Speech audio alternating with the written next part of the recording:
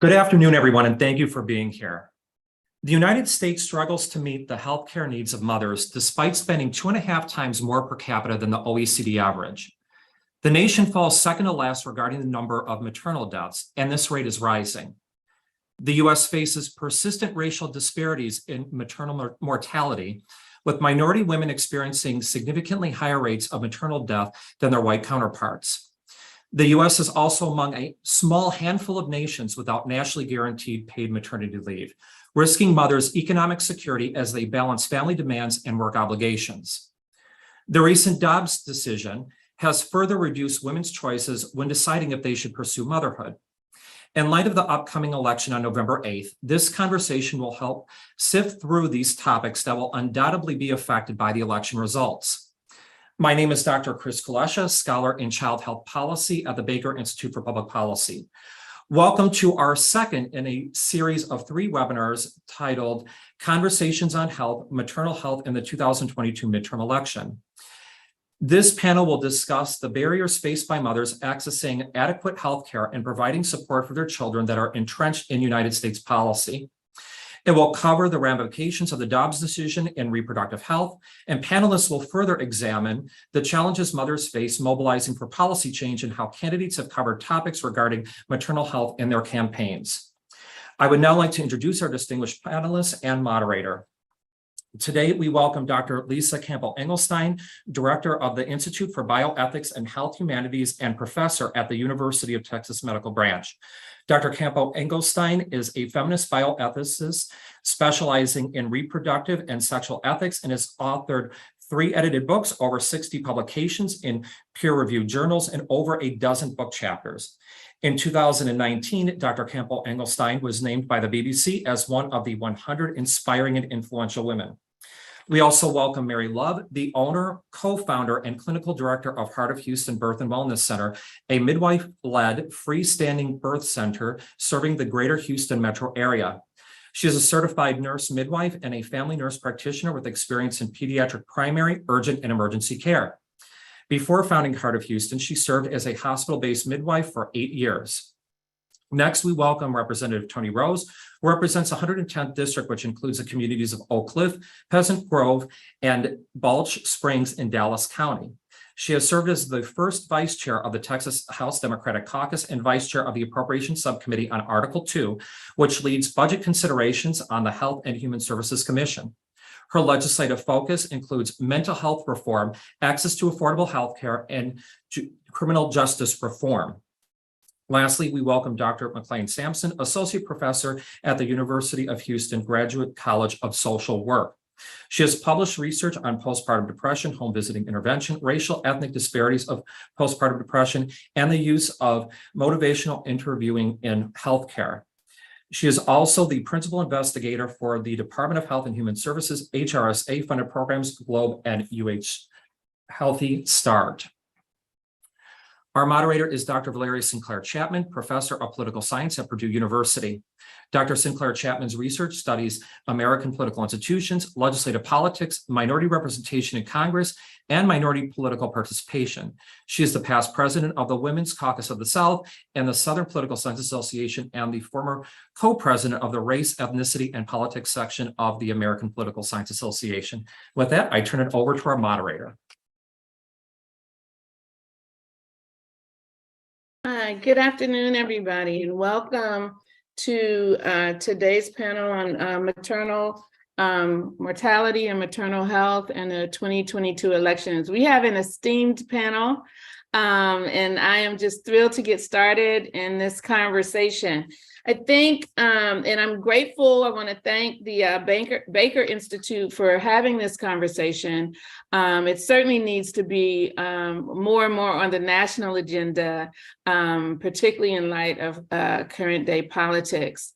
So without further ado, I'd like to just jump in and highlight some of the things that Chris has already said. So we know that the US is one of the most technologically advanced nations. We have a strong healthcare system, and yet our maternal health care is probably weakest of all developed nations. And those numbers vary by zip code, where we're talking about poverty.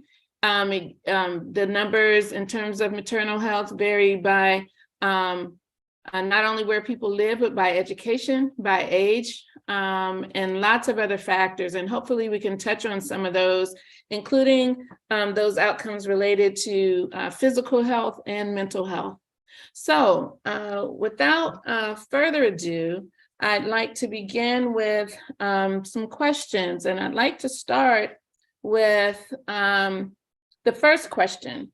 Where do we see policy gaps that need to be filled for improving maternal health in the United States? I suppose that is a fairly large question, so I'd like for you all perhaps to begin with what motivates you to be engaged in this work, and what is perhaps the key policy area that we need to address in your mind to improve outcomes for women. Start, either you all can volunteer or I can call on you. Why don't I start with Dr. McLean-Sampson. Thank you so much. And thank you to the audience for being here today. I'm always so happy when people are interested in this broad topic of maternal health, because we do indeed have a crisis in this country.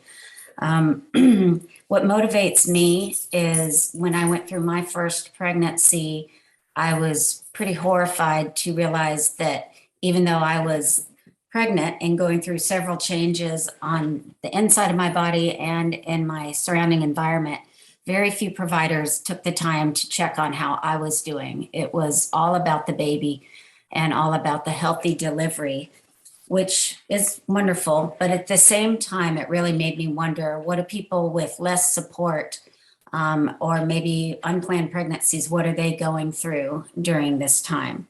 And as social workers, we have an ethical responsibility to help the person uphold their sense of self-determination and to center their experiences as they go through systems. And so I really apply that lens with all things related to pregnancy, childbirth, and postpartum. That's kind of the area I stay within. And after researching these issues since my first child was born, he's 15 now, really, if I had to make a policy recommendation, I would use my magic wand to wish for incentivized integrated care, where women are seen early and they are seen by a medical provider and a behavioral health provider early in the pregnancy and all the way up to 1 year to 18 months postpartum. A good continuum of care. Thank you. Perfect. Thank you. Thank you. All right. Dr. Kempo Engelstein, can we go to you? And then Mary Love, and finally Representative Rose. Sure. So thanks for having me here today, and thanks to everyone who's joining us and to the wonderful panel here. I have been interested in this topic because I feel like women's health has just been so marginalized. And when we talk about maternal health, this is something that is so commonplace that it just seems shocking that we haven't paid more attention to it, and we haven't put more research dollars and more time and attention into it. So that's what motivates me. Oh goodness, if I could wave my magic wand, I think we need to support families more. I mean, it is unbelievable that we're the only, country here that doesn't have paid maternity leave or paid paternity leave. And so we need to recognize that the way society is structured is not possible for a one parent or a two parent or a three parent or however many parent family to support children on their own. So we need to say this is not just a medical issue, but also a social issue, and build the infrastructure to support healthy families and healthy kids. Thank you for that. I think Mary Love, and then Representative Rose. Thanks so much. I have to say, Dr. McLean-Sampson, your story about being pregnant and feeling like no one was caring about you is something. If I had a dollar for every time someone came into my office and said, it's all about the baby, and nobody seems to care about me, maybe I'd be retired on a beach and I wouldn't be here having this discussion right now. But it really does kind of hit the nail on the head, is that we have a system that's so focused on preventing the crisis that we're not moving upstream and taking care of the individual and the family and providing that support that needs to happen way before we get to the emergency level. I think one of the biggest, if I could wave the magic wand and come up with something to fix part of the problem, I think we have to go back to kind of how our payer and reimbursement system is set up. And that, as a provider and for providers that are receiving funding for care, being reimbursed for what it actually costs to provide that care. Because if we can't reimburse folks to cover their costs, then we either as providers have to cram more people into our day and not spend the time actually caring for folks, and that leads to more burnout and a whole problem, or people fall through the cracks and you just focus on where you can and you can't get everybody. So I think providing that funding to be able to provide the care in the first place is a big issue. Thank you. Family representative. Oh, okay. I was trying to make sure my camera was on. First of all, I would just like to thank the Baker Institute for extending the invitation for me to be here. Hopefully you all can hear me pretty well. I have my vocal cord is paralyzed a little bit, so I'm going to try to scream a little bit so that you all can hear me. But I want to, first of all, when it comes to maternal health, I must say that healthcare in general has been my legislative focus since the beginning. I ran on the fact that I wanted to make sure that my community had access to affordable health care. And so that has been my number one priority. During I believe in 2018, well, in the interim, after the 86th legislative session, I became I'm a member of the Human Services Committee, and they created a committee to come up with recommendations for maternal health. And while I was studying and doing research and finding information, I received a report from the Affairs Center that talked about the state of Black women's health. And of course, I'm a Black woman. I've never had a child, but I have family, I have cousins, I have sorority sisters, I have church members who have all been impacted. And so that's what motivates me, because Black women were dying at alarming rates. And so it's one of the reasons that one of the number one recommendations that came out of that report was that to extend Medicaid services from 2 months to 12 months. And so it's why I filed House Bill 133 last legislative session, and we were able to get it passed out of the House for full funding for 12 months. Once it went over to the Senate, it was decreased to 6 months. And as a compromise, it was at the end of the session and we didn't want the bill to die. So as a compromise, we settled for 6 months. And so we still felt that it was a win for Texas women. Unfortunately, because of the way the bill is written, CMS has decided that they will not approve our waiver. And so we've been working very hard with a solution for that. And so I look forward to passing Medicaid services for pregnant mothers postpartum for 12 months in the upcoming legislative session. So you all have covered so much ground. I think we're off to a really good start in terms of an introduction. I love that Dr. McLean-Sampson introduced the idea of this magic wand. And so I think that is part of the way that we, as kind of visionary as it seems, that's how we get to really sorting out what we imagine a world might be like, where women were not risking their lives or their long-term health merely by conceiving, by getting pregnant and perhaps giving birth. And so I like this idea of a magic wand, and I hope that some of that magic we can bring it to fore, perhaps even in this conversation. I want to touch on just really briefly what I've heard us say so far, and I want to build on that. This idea of incentivized and integrated care from the entire spectrum, from conception or even conceiving, the work of conceiving children if people want to do so, through pregnancy, birth, and postnatal care is important. There are multiple stages that we're talking about, and it's important that we keep those in mind.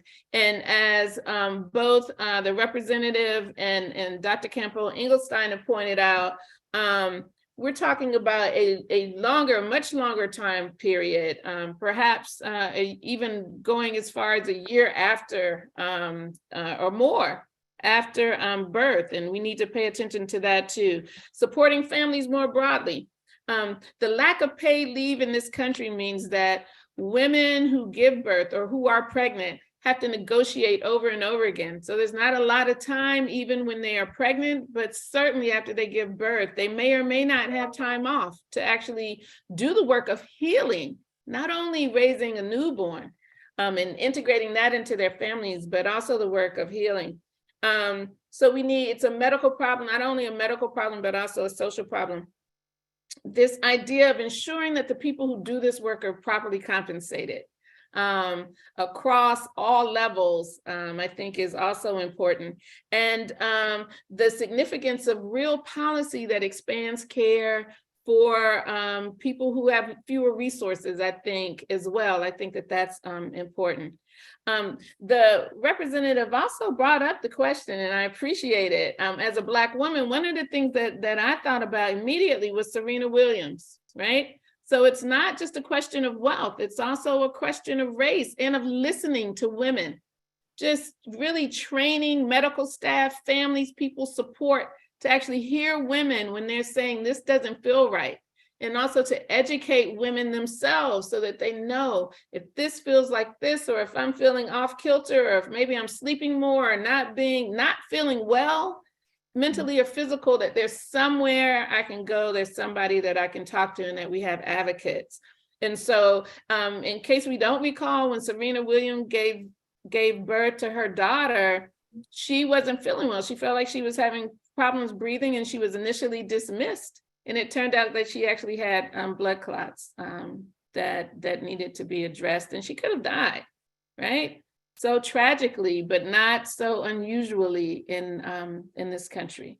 So the second question I'd like to ask then is, what are the kinds of policy challenges that we see in terms of expanding equitable healthcare access to women? So what are some of those challenges that we might that we need to address with some immediacy?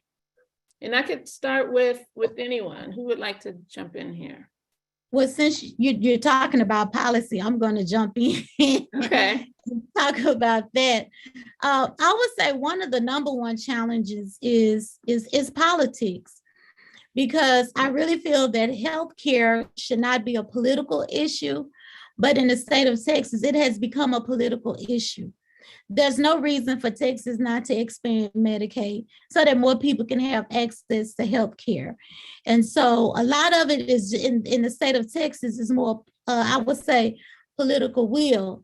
I mean, and there are some other factors and some other things that that we have to address as well. I would say some of the challenges are too, recruiting and retaining, staff, especially in underserved communities, in rural areas. And so but the number one, I want to say the number one political issue, number one issue I do feel is just politics, because I think that there's no place for politics when it comes to healthcare. I know some things can be political, but when you're talking about life and death, I don't think it should be politicized. Thank you. I Thank you. completely Absolutely. agree, and would love to build on that, just to say that so often reproductive health and sexual health is also seen as not real medicine. It's seen as elective or as something that's, oh, fluff, we don't need to worry about that. And that's why it can be even more politicized. And just thinking about things like infertility treatment, which does affect women of color much more than it does white women. But it's white women who have access to infertility treatments because they have good insurance. And so, even going back to wanting to be pregnant, we're already disadvantaging women of color and queer women and poor women and rural women and all these already historically excluded and marginalized groups, because we treat reproduction like it's just medicine, it's just your personal choice. So I think we need to change that framework. I mean, we obviously treat men's sexual health really like it is real medicine. We cover all these sexual dysfunction drugs, but with women's reproductive and sexual health, we marginalize it. Absolutely. Did anybody else want to jump in here? Let me say too, as we go further here, Dr. Campbell-Engelstein, I was thinking that as well, that men's health is prioritized in general. So whether this is not about conceiving or about long-term health, it's about whether they can enjoy physical interactions, right? And so, but women, I don't even know if we have the research or the data to do the things that we need to do to really understand how women's bodies change, how their mental health changes over a lifetime, partly related to pregnancy and to maternal care.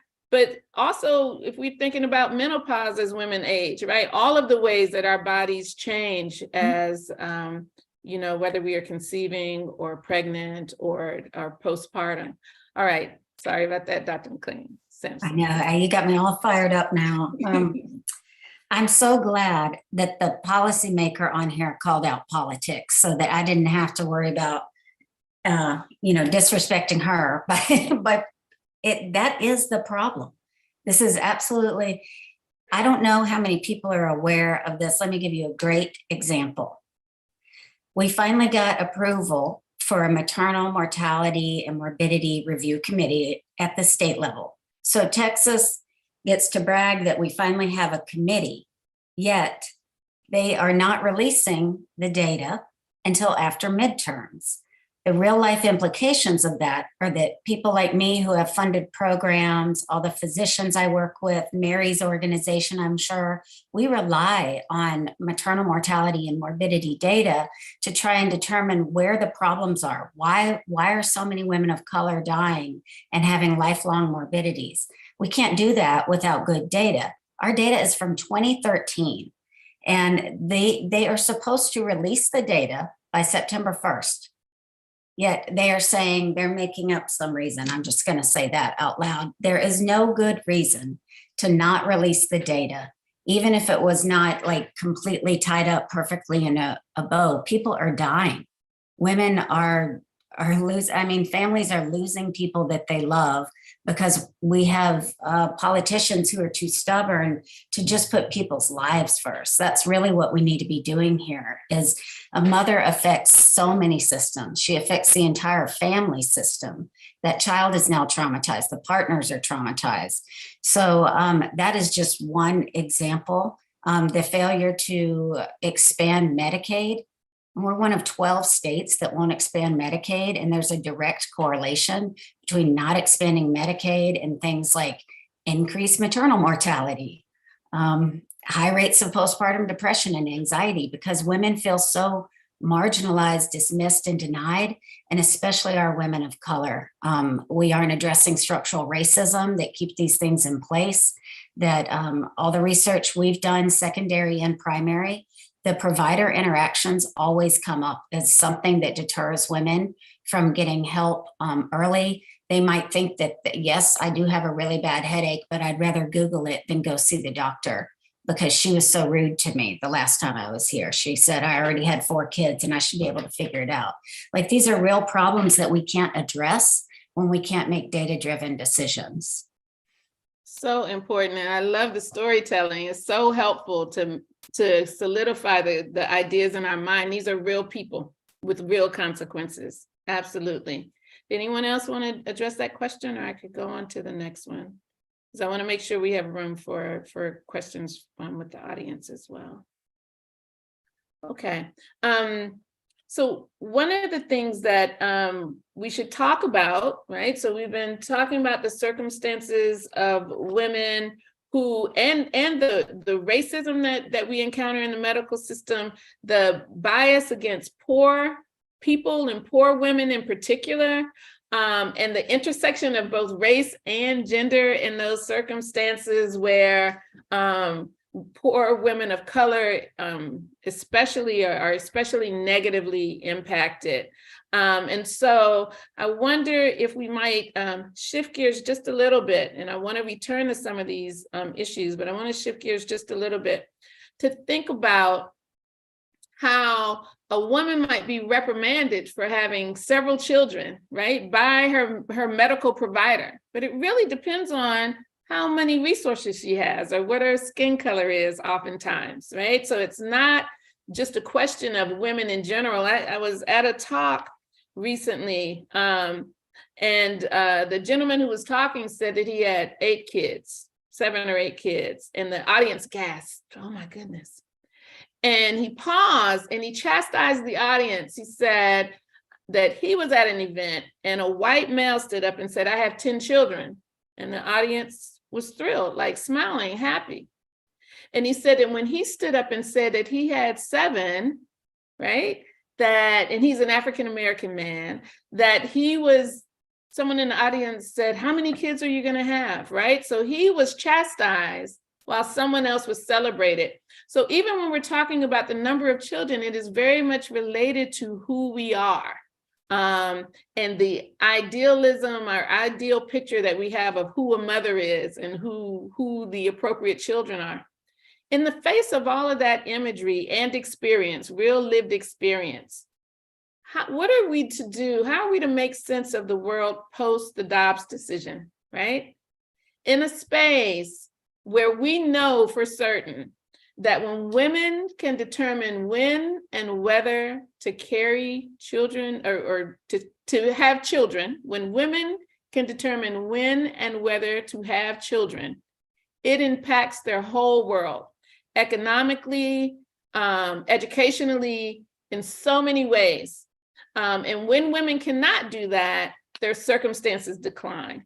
So what are some ways that we need to consider this kind of post-Dobbs, the importance that we can think about reproductive health and reproductive freedom? I apologize for my phone ringing. I don't know what to say. Why don't we start? Mary, would you start?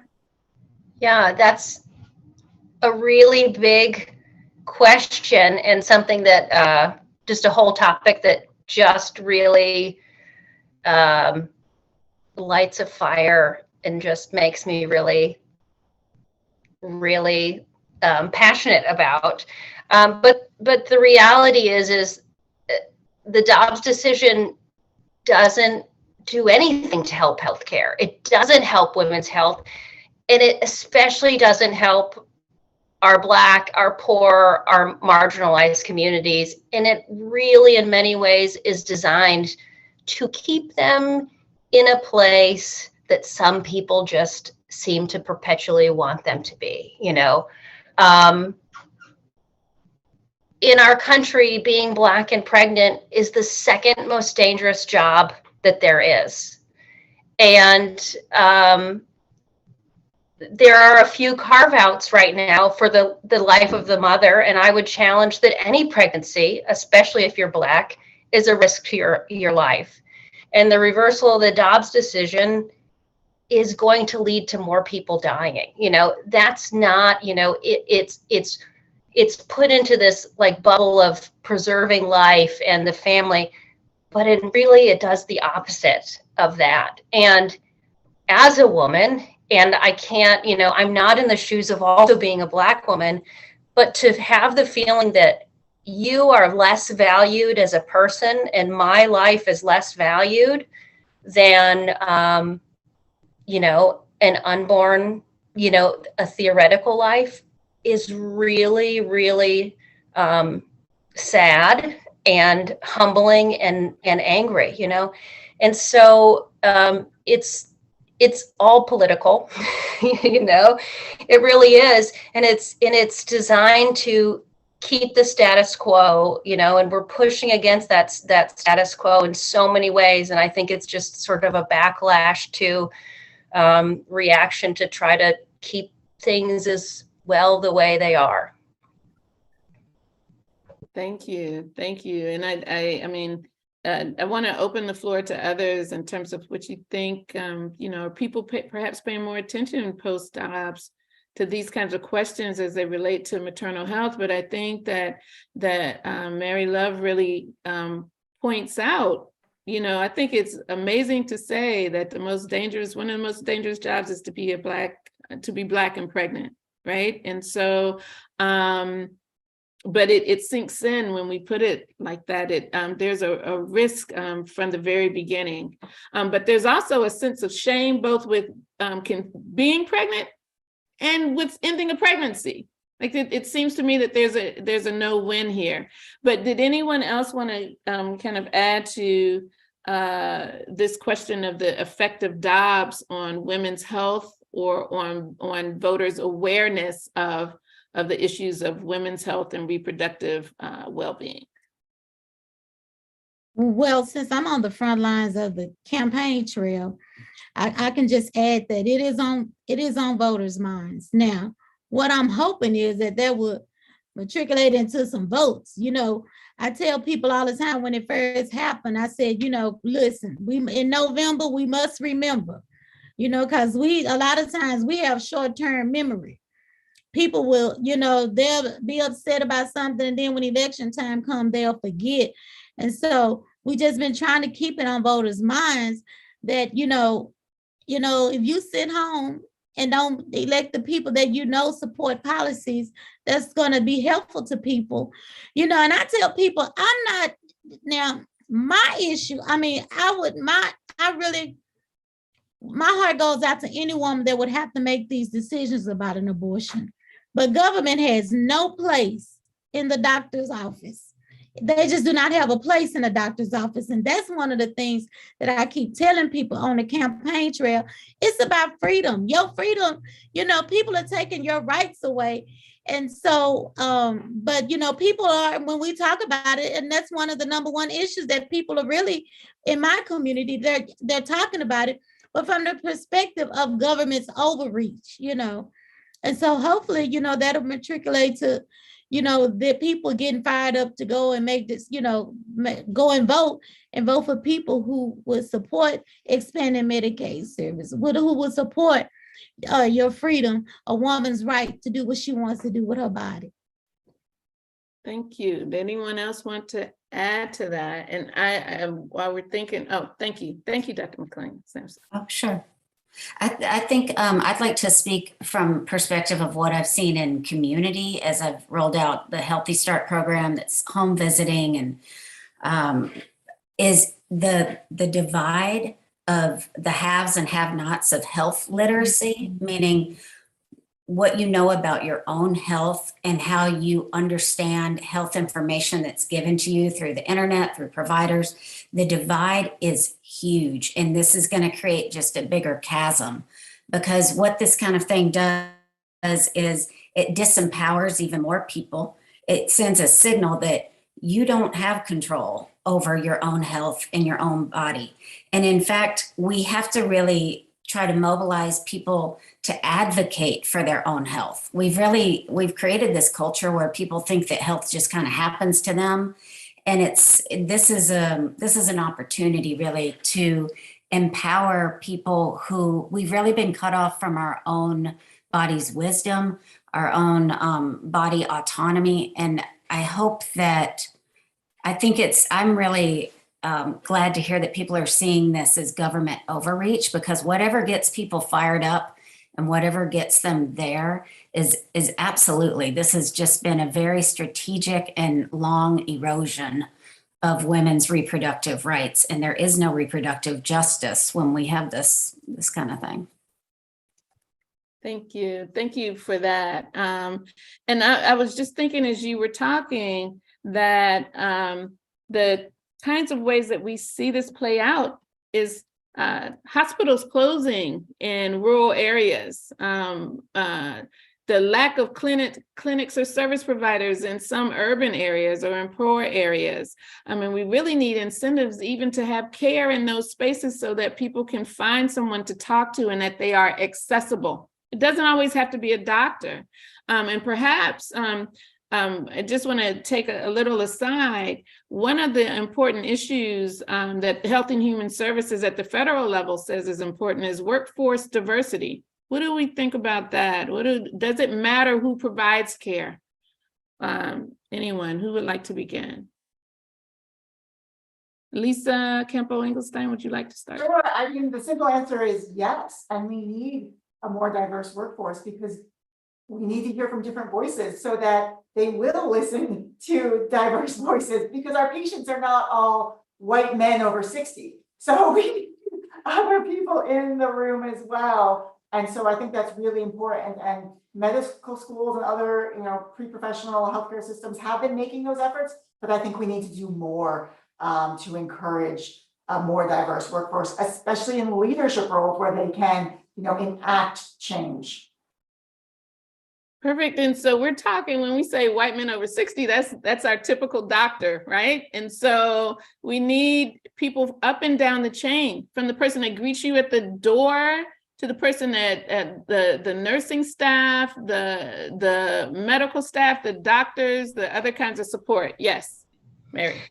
One of the things that baffles me over and over about when we talk about solutions to our maternity crisis is we act like in this country we have there's no model, but the reality is pretty much everywhere in the industrialized world they do it better, way better, and there are models everywhere to follow, and there's evidence and there's literature on how to do that.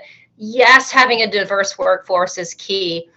As a midwife, I'm really passionate about midwifery care, and we have evidence all over the place that shows when midwives care for normal pregnancy, midwifery has a place in high-risk pregnancy as well.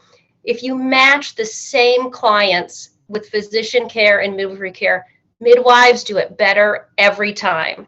Our costs are less, and there are studies here and abroad that show this.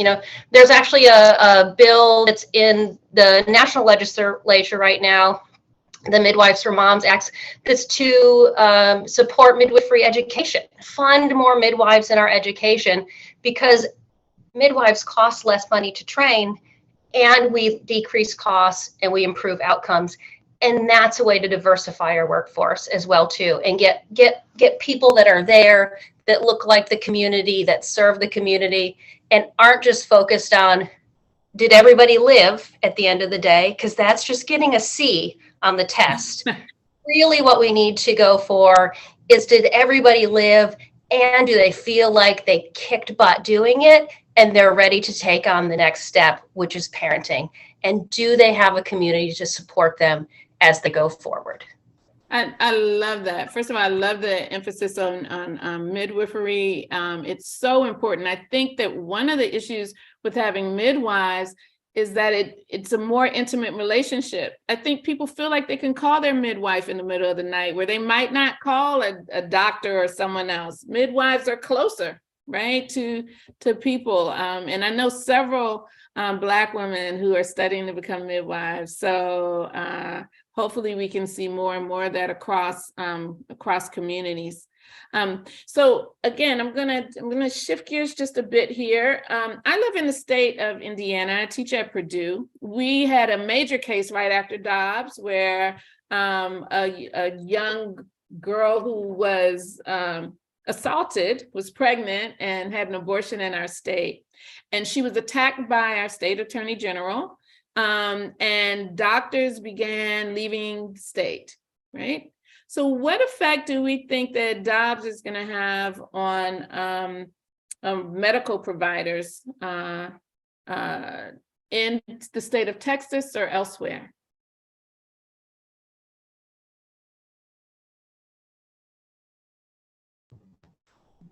As a provider, I'll speak up. we're scared, we're frustrated and scared. We can't do our jobs the way we want to do our jobs without fear of being, of repercussion. There's also no clear lines, so it's like every day you're trying to figure out, is this okay? Is this not going to be okay? How far, where is that target, And then I know for many institutions, my colleagues are being muzzled in what they can say and speak out. The institutions will keep people quiet. And so it's not a great time to be a women's health provider. It's really remarkable because we already talked about, and I'll come to you in a second, Representative Rose, we already talked about health literacy. And so if doctors and other health providers, and I don't want to just emphasize doctors, I appreciate that, but if those who provide care to people who are pregnant cannot even talk about the options or the kinds of issues that they might encounter, then how do we even begin to have a real conversation about literacy, right, and understanding? Representative Rose? Oh, I was just gonna say, I really do believe that medical, providers are now being, they're stuck between a rock and a hard place now. I know they want to give their patients the best medical care they can. And, yet the state is threatening them with felony charges and the loss of their license. That's just too much. No one should have to live under that pressure. I just came back from a conference with the National Organization of Black Elected Legislative Women. And the provider talked about she spends most of her time, consoling, and just talking with her patients about the Dobbs decision. She has, her practice, she said she had a lot of young women. And it's not that they just, want abortion, but it's just the thought of the fact that your rights are being taken away. And so, I think it's unreal. And, especially when you have a time where you already have a workforce shortages. You have shortages in the rural areas. All over. And then people, when they feel under pressure and can't, perform, you're going to see doctors probably leaving the field because it's just too much. No one wants to risk risk going to jail or going to prison for trying to deliver medical care. Right. And not just leaving the field, not going into it, avoiding it. Right. Yes, absolutely. And so, there's so many repercussions for care, just in terms of who even wants to risk it. If it's risky to even do the work, it has a chilling effect, I think. All right. In the time remaining, I want to ask each of you a question. Oh, Lisa, did you want to add something? Okay. I want to ask each of you, what do you think the midterms will do in terms of how policymakers will approach inequities in healthcare access for mothers? What kind of effect do you think that the midterms will have? Or perhaps we're back to the magic wand. What kind of effect do we want the midterms to have? But either way, we can answer the question. Well, I'm gonna jump out the gate and say, again, I'm just gonna piggyback on what I stated a few minutes ago. Hopefully people will stand up and take their rights back. They want to, utilize their right to vote to go make the changes to elect people who want to support healthcare access for all. Now, of course, y'all already know I'm a Democrat. And so, it would be great to have a new governor in the governor's office, but hey, it is what it is. But I just think that, in order for us to make changes, the most important thing is just, making sure that people have access to care. And so hopefully people will, utilize their right to go and support those candidates that will make sure that, that people have access to healthcare. That's the main deal. I don't care who's in office. We just need people who want to make sure that people have access to health care and quit making it a political issue.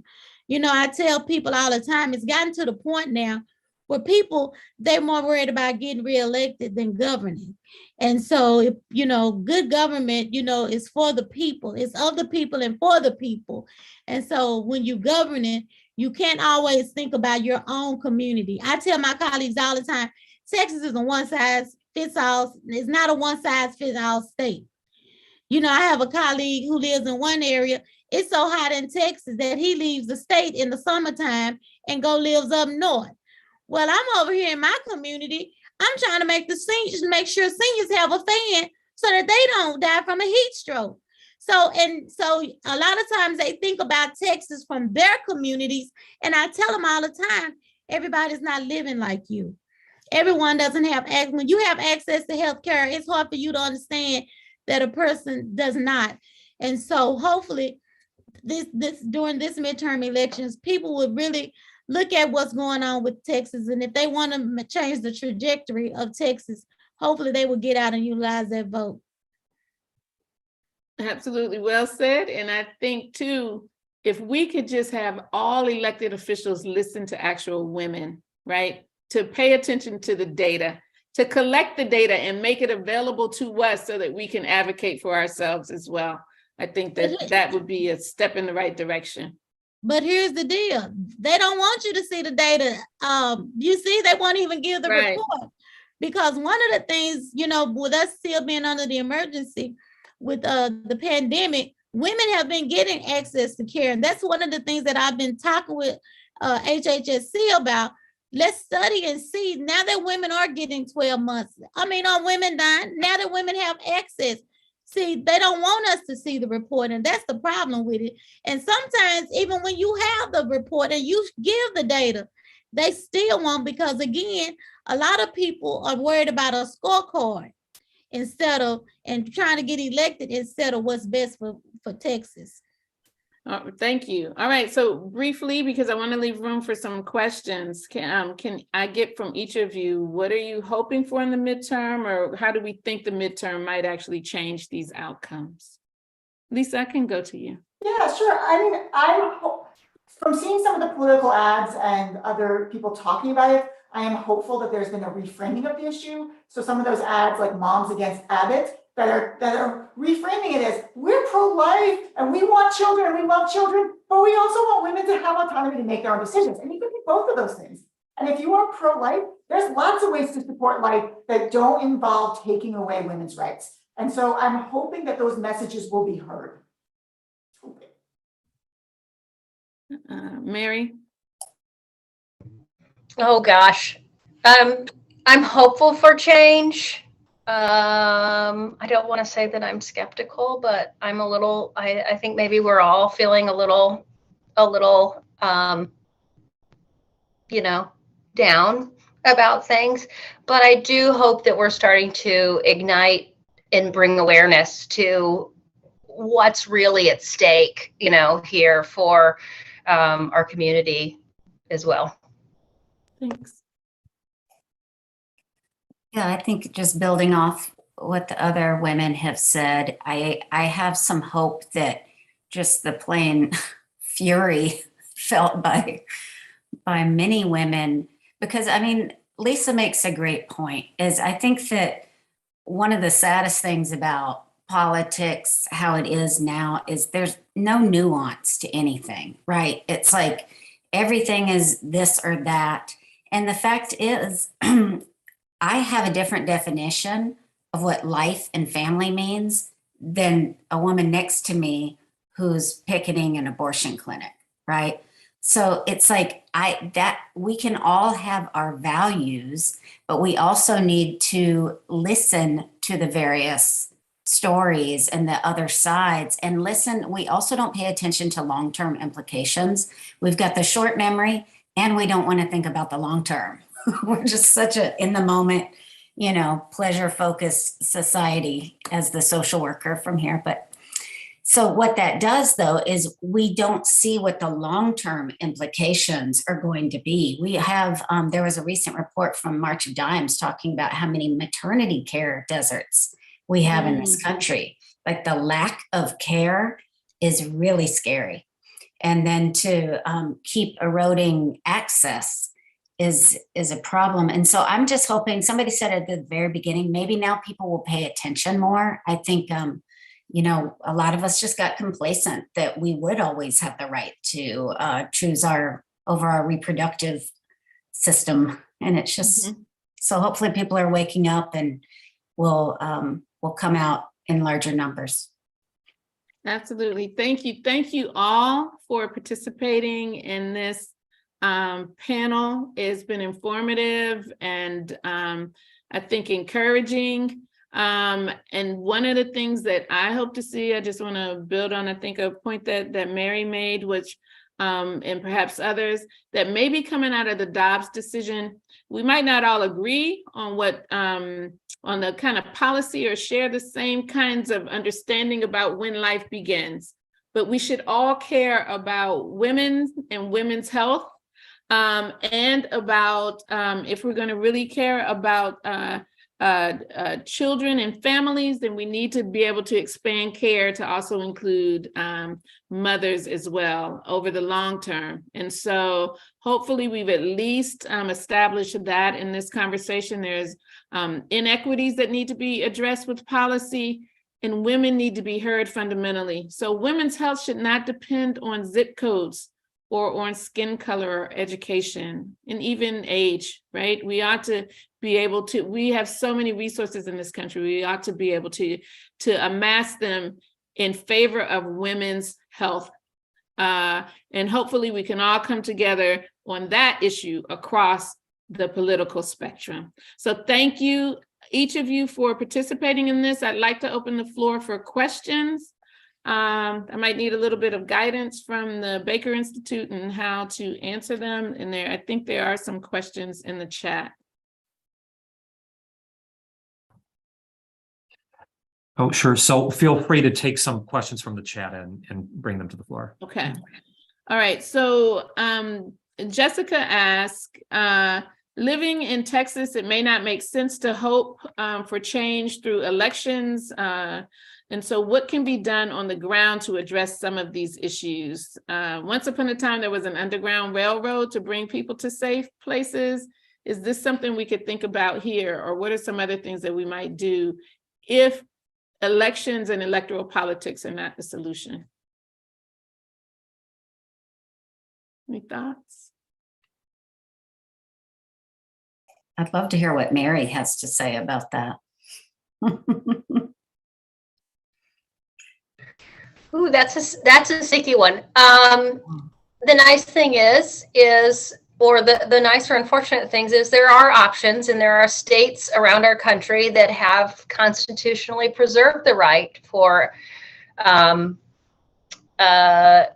making reproductive choices. But man, it can be a leap to get there. And that's one of the challenges as well, that for folks that don't have those resources, that's just another way to perpetuate the system. But there are organizations that can help with that. Well, and I will add too, that as long as people have been able to conceive and get pregnant, there have been ways to end pregnancies. So this is not a new phenomenon, regardless of what the Supreme Court decision might have suggested, that in history, people have always found ways, whether it was herbs or medicines or what have you. And what we want, I think, in this country is for people to be safe and healthy. And we do not want to jeopardize the health of people who can get pregnant by merely the act of getting pregnant, whether they have wanted to or not. Yes, Representative Rose. Oh, I was just going to say, sadly, I don't believe abortions will stop. I just, they're going to be unsafe, which was the whole purpose of Roe v. Wade. It wasn't, women were having abortions before Roe v. Wade, but they were unsafe. And so I think that's one of the things that people have to realize. This is to make sure that abortions remain safe, again, they're gonna still occur. But what we're gonna have is more women dying. Right, which is not an acceptable trade-off, right? And I think so Exactly. again, if we can at least push every elected official to listen to women, and if we can make the data, if we can help to improve health literacy so that women know what is affecting them. It's not always another person. It's going to come to your neighborhood. It'll knock on your door. And we need to improve the health outcomes and well-being for women across the board, so that it doesn't vary by zip code, where you live, the region of the country. And we should insist on this from the federal government to state and local governments. We should insist upon it in every single hospital, clinic. We need midwives everywhere, right? We should expand that, that kind of support as well. All right, other.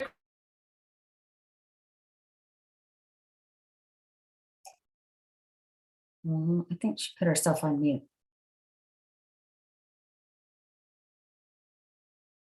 Dr. Sinclair Chapman, you're on mute. Yeah, I think you put yourself on mute. Accidentally. Technology. Okay. So there are a couple of more questions. Maybe we can answer them in the remaining 4 minutes that we have. So what advice do you have for community? Wendy asked, what advice do you have for community organizers? What message do you think is important to uplift when marching for women's health care in the streets for Gen X and Gen Z? So for younger women, what should they be saying when they're marching for women's health care? Give it back to us. Ah. Like, I think that one thing I love about that I think could be really mobilized is young women do not want to be told what to do. Like, so I'm in my 50s now, and I grew up when women were still kind of like apologizing for recently getting the rights, you know, very near to when Roe v. Wade. And so now, though, with the new generation, and they grew up with those rights existing and maybe kind of being asleep at the wheel, you know, taking it for granted, is I'm really hoping that there will be, that they can come together and stand up for other women too. I think dividing women has been a really powerful age-old tool for persisting oppression against all women. And so I think that there's a lot of strength there. If you can really get a message that helps women drive the issue. Women need to be at the table when we're making decisions about women's healthcare. It's as simple as that. Right, right. And we need to I love that we need to question. be heard, and we should have something, we should be heard, and what we say should matter to decision makers. So Yeah. absolutely, I appreciate that. Okay, last question. We only have about 30 seconds or so to answer before we wrap up. So Jackie says, and I had not heard this, online abortions, I suppose it's consultations, medical consultations are happening in other countries. And it says that there are companies in Austria providing medical consultations and mailing abortion pills to women in Texas. Do you have safety concerns about that? It's very specific. I will say this, not involved in the medical field at all, but these are the kinds of things people will find ways is the issue. And so if we have concerns about importing any drug from any other country without regulation, then we ought to find ways to help women safely make decisions rather than having to go to a random company or doctor where you don't know what you're getting or from whom. That would be my thought. But one other person might have something. I think the other thing I would say here is we need to acknowledge that childbirth and pregnancy is much more dangerous than abortion. And that sometimes gets pushed to the side. So, you know, especially for Black and brown women, pregnancy, childbirth, it's dangerous. We've been saying this whole time. And so let's stop demonizing abortion as this very dangerous thing that needs all these other factors included to make it safe. It's a safe procedure. What's dangerous is childbirth.